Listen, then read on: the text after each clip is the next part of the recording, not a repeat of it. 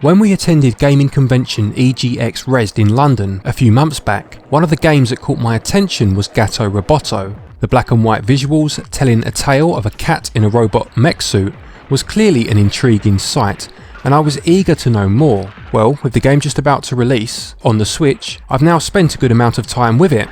Was my initial intrigue justified? I'm Glen for SwitchUp. Thank you to Devolver Digital for this review copy, and now let's find out.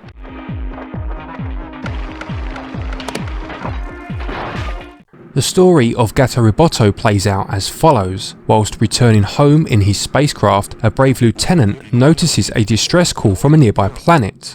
Upon receiving clearance from his commanding officers, he decides to investigate. However, his pet cat Kiki jumps onto the control panel at this moment, sending the ship hurtling down towards the planet out of control. The ship crashes, trapping the lieutenant in the wreckage, leaving it up to Kiki the cat to explore the planet and try to save her master. Within a few seconds of exploring your environment, it becomes clear that Gato Roboto is a Metroidvania, and initially reminded me quite heavily of the original Metroid on the NES in terms of level design. However, on closer inspection, it reminded me more of another of the Metroid games, being that of Metroid Fusion for the Game Boy Advance. The line of communication that you have with the lieutenant is like that between Samus and her computer from the aforementioned game, and ensures that you will know what it is you are attempting to do at all times. Occasionally, it also takes inspiration from some other sources.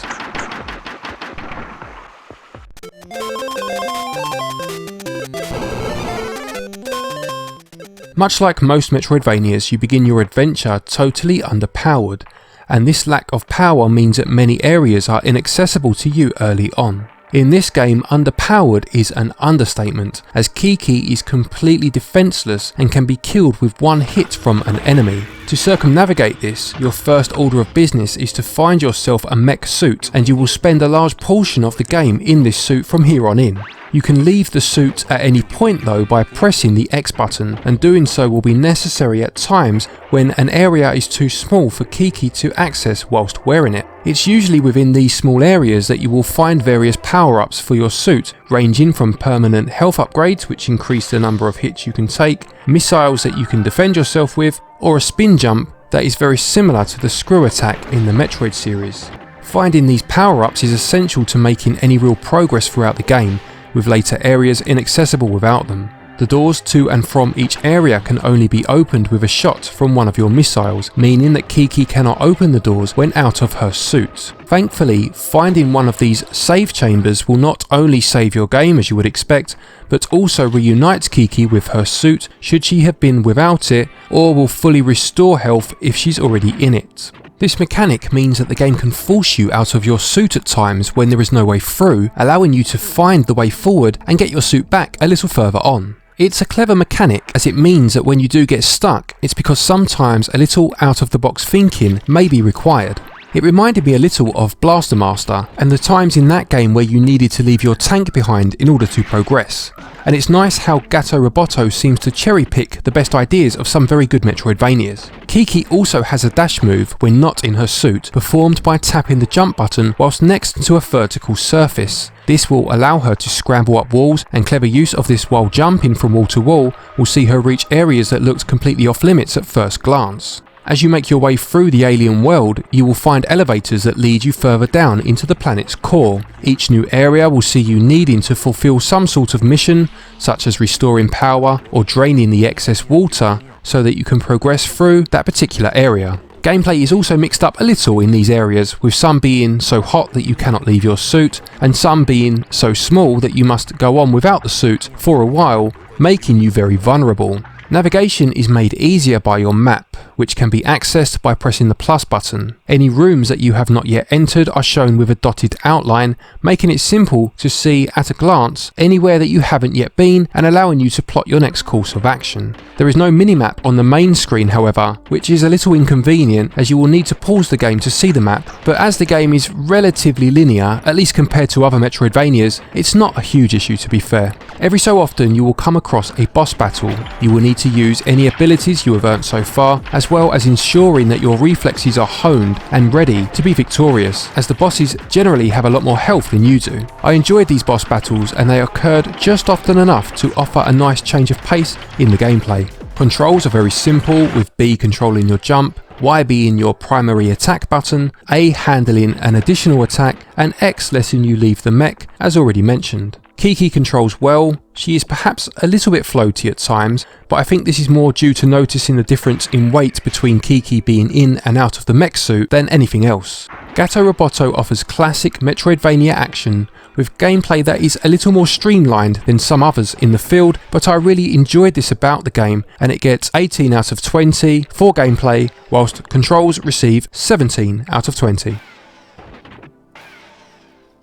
As much as I am sure most people will agree that the industry has become pretty saturated with retro pixel art style games in recent years, I always really enjoy it when a developer tries to do something slightly different with this style. By imitating the style of certain ZX Spectrum games, the developers of Gato Roboto have certainly done that. The effect actually works on a couple of levels. First, and most obvious, the lack of colour really helps to create a mysterious world ready for exploration, and almost reminded me in some ways of an animated science fiction pulp magazine from the 1950s. Secondly, from a technical aspect, the fact that most Metroidvanias are comprised of a number of screens, with each new one accessed by entering a door, plays nicely into the Spectrum style, with many Spectrum games consisting of separate screens anyway. It gives the use of this particular art style more meaning, whether this was intentional or not. Whilst I really enjoyed the Spectrum-like art style, one problem it did present at times was that of enemies blending into the background. These piranha plant type creatures here were particularly guilty of this. It wasn't a major issue, and once you got used to each enemy type and obviously saw them more often, it would rarely happen from there on in. Strewn across the world are small cassette tapes which, if found, can unlock different colour palettes. These are off the beaten path, and attempting to find them adds a little replayability to proceedings, as well as giving you an option of an alternative colour scheme if that's what you were looking for. If I were to sum up music in this game in one word, it would probably be sparse. If I were to use 3 words instead, it would be sparse yet atmospheric.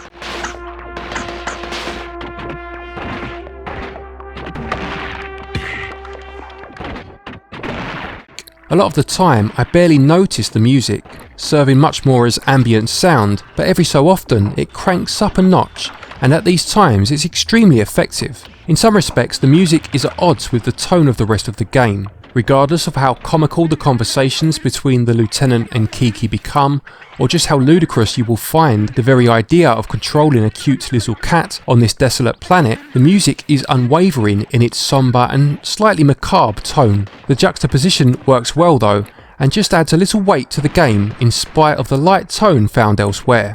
HD Rumble is used, but was used a little too much in all honesty, in my opinion. Fighting bosses whilst playing in handheld mode was a little bit like holding a pneumatic drill at times, with the constant buzzing. Sometimes less is more. Voices are portrayed in a garbled style, and they actually sound very similar to Fox McCloud and his gang from the original Star Fox, or Star Wing depending on your region, on the Super Nintendo. Visuals are obviously basic, as was the intention, but it's a very refreshing sort of basic, and they receive 14 out of 20, whilst the audio receives 15 out of 20. Gato Roboto costs £7.19 or $7.99, and also has an extra 15% off these prices until the 6th of June. For this price you are getting an adventure that will probably take most people around 6 to 8 hours to complete, and although I know this seems paltry in relation to some other Metroidvanias, for me it was just about perfect. 30-hour adventures are great as long as you have the time to finish them, otherwise they can end up feeling a little unfulfilling, and it was refreshing to be able to play a game through to completion without having to give up too much time to do so. The game streamlines the Metroidvania experience, cutting out a lot of the backtracking to previous areas, but without making itself feel too linear, and value for me gets 18 out of 20. To conclude, Gato Roboto was a very pleasant surprise. If you prefer your Metroidvanias to drop you in with practically zero signposting, needing you to backtrack to previous areas often, and taking you north of 30 hours to complete, then you might find this one a little underwhelming. However, if you love Metroidvanias like me, but find that life doesn't let you play them anymore, then Gato Roboto is probably the answer. A streamlined but incredibly polished title at a very fair price, with a retro style that attempts to stand out from the crowd, ticks all the right boxes for me, and I wholeheartedly recommend this one.